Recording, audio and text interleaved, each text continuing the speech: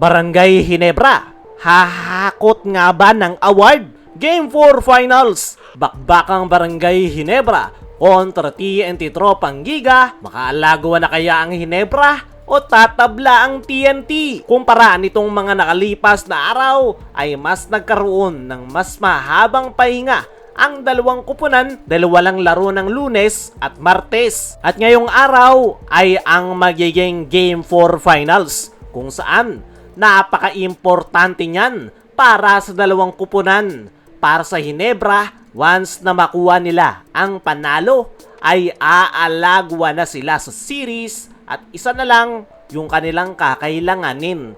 Pagdating naman sa TNT, target nila na maitabla pa ang series. Kaya naman, napaka-importante talaga ng Game 4 dahil dyan nakasalalay kung sino ang makakakuha ng momentum. Expected na mas magiging pisikal at mas madrama yung mangyayaring Game 4 dahil paniguradong hindi magpapatalo ang dalawang kupunan. Pero ano nga ba yung mga kailangan nilang gawin para makuha ang panalo?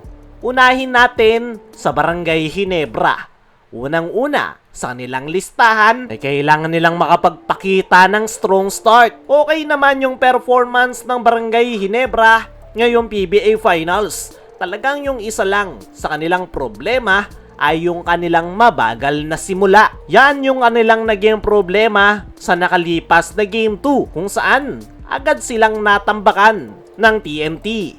Pero noong Game 3, strong start yung naipakita ng Ginebra kaya agad silang nakalayo. At yan yung kailangan nilang muling maipakita sa darating na crucial Game 4. Kailangan pagsimula't simula pa lang ng laro ay buhos at all-out performance agad yung kanilang ipakita. Todo agad yung starting five sa opensa, lalong-lalo na pagdating sa depensa. At speaking of depensa, ay kailangan nilang higpitan yung kanilang depensa sa mga gunners ng TNT, especially pagdating kay Calvin Oftana at RR Pugoy.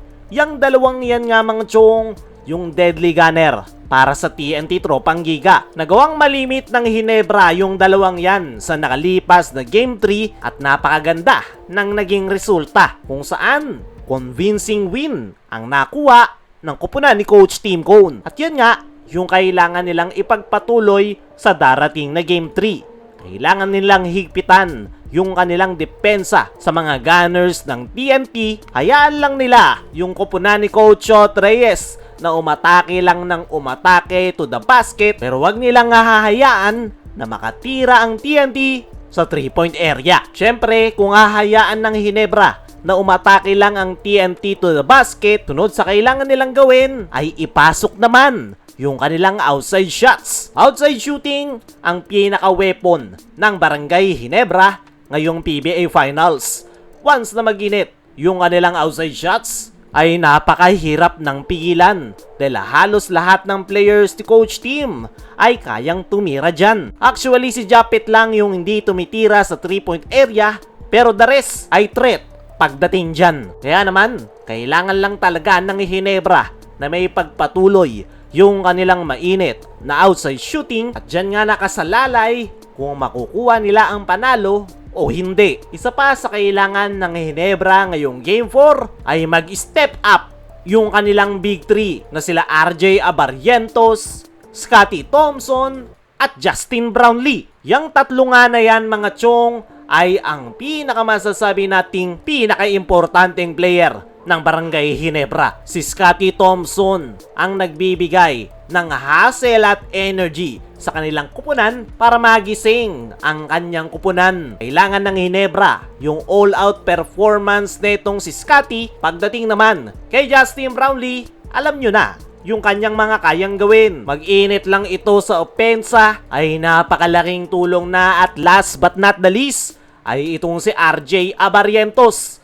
Kakailanganin ng Barangay Ginebra yung kanyang pagiging solid point guard, magagandang setup sa kanyang mga teammates, at ang pinaka-importante ay maipasok yung kanyang mga outside shots, lalong-lalo na yung kanyang mga 4-point shot. Para naman sa TNT Tropang Giga, kailangan nga nilang gawin ay mapigilan yung mga key players ng Ginebra. Hindi lang si RJ ang kailangan nilang mapigilan, kundi pati na rin si Scotty at Justin Brownlee. Once na magawa yan ng TNT, meron silang chance na makuha ang panalo. Para sa ating game prediction mga chong, ay expect nyo na mas magiging pisikal at madrama ang darating na Game 4. Samantala, Barangay Ginebra, hahakot nga ba ng award? Ngayong Game 4 nga mga chong ay i-anunsyo na ng PBA ang BPC at Best Import Award. At ang pinaka frontrunner nga para sa BPC Award ay itong si RJ Abarientos. Halos sigurado na nga at formality na lang yung iniintay dyan